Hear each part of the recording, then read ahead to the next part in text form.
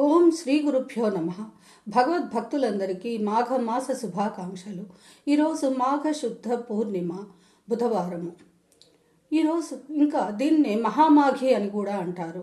చాలా విశేషమైన రోజు. ఈరోజు లక్ష్మీనారాయణలను అష్టోత్తర శతనామాలతోనూ సహస్రనామాలతోనూ అర్చిస్తే సకలైశ్వర్యాలు కలుగుతాయి.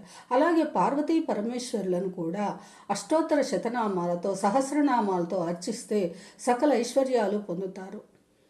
చేయలేని వారు చిన్న చిన్న మంత్రములతో కూడా విశేషమైన ఫలితాన్ని పొందవచ్చు. ఓం నారాయణాయ విద్మహే వాసుదేవాయ ధీమహి తన్నో విష్ణు ప్రచోదయాత్. ఓం మహాదేవ్యై చ విద్మహే విష్ణు పత్నీ చ ధీమహి తన్నో లక్ష్మి ప్రచోదయాత్. ధనుర్ధరాయై చ విద్మహే సర్వసిద్ధ్యై చ ధీమహి తన్నో ధరా ప్రచోదయాత్ అంటూ ఆ మంత్రాలను ధ్యానం చేసిన ఆ మంత్రములతో స్వామివారిని లక్ష్మీనారాయణలను అర్చిస్తే సకల శుభాలు పొందుతారు. ఇంకా ఓం తత్పురుషాయ విద్మహే మహాదేవాయ ధీమహి తన్నో రుద్ర ప్రచోదయాత్. ఓం కాత్యాయనాయ విద్మహే కన్యాకుమారి ధీమహి తన్నో దుర్గి ప్రచోదయాత్ అంటూ పార్వతీ పరమేశ్వరులను పూజించిన సకల శుభాలు కలుగుతాయి.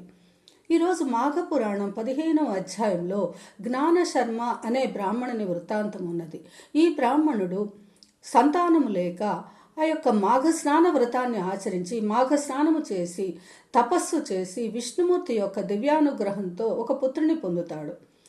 నారద మహర్షి వలన ఆ పుత్రుని ఆయుర్దాయము కేవలం 12 సంవత్సరంలే అని తెలుసుకొని మరలా విష్ణుమూర్తికై మాఘస్నాన వ్రతాన్ని ఆచరించి తపస్సు చేస్తే శ్రీమన్నారాయణుడు ప్రత్యక్షమై నీవు మాఘస్నానమును ఆచరించి నీ పుత్రుని చేత కూడా గంగా స్నానము చేయించితే 1 రోజులు ఆ పుత్రుని యొక్క గండము తొలగి దీర్ఘాయుష్మంతుడవుతాడని చెప్తే అలాగే చేసి కృతకృత్యుడయ్యాడు. ఇలా పార్వతీ పరమేశ్వరులు సాక్షాత్తు పార్వతీ పరమేశ్వరులే మనకి ఈ యొక్క మాఘమాస మహాత్మ్యాన్ని తెలియచేశారు.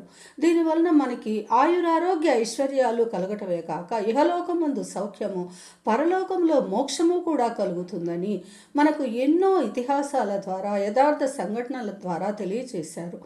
మనము కూడా ఈ యొక్క విశేషమైన మాఘ పౌర్ణమి రోజున ఆ యొక్క లక్ష్మీనారాయణుల దివ్యానుగ్రహాన్ని పొందటానికై మనము మాఘస్నాన వ్రతాన్ని భక్తి శ్రద్ధలతో ఆచరించి ధన్యులమవుదాము.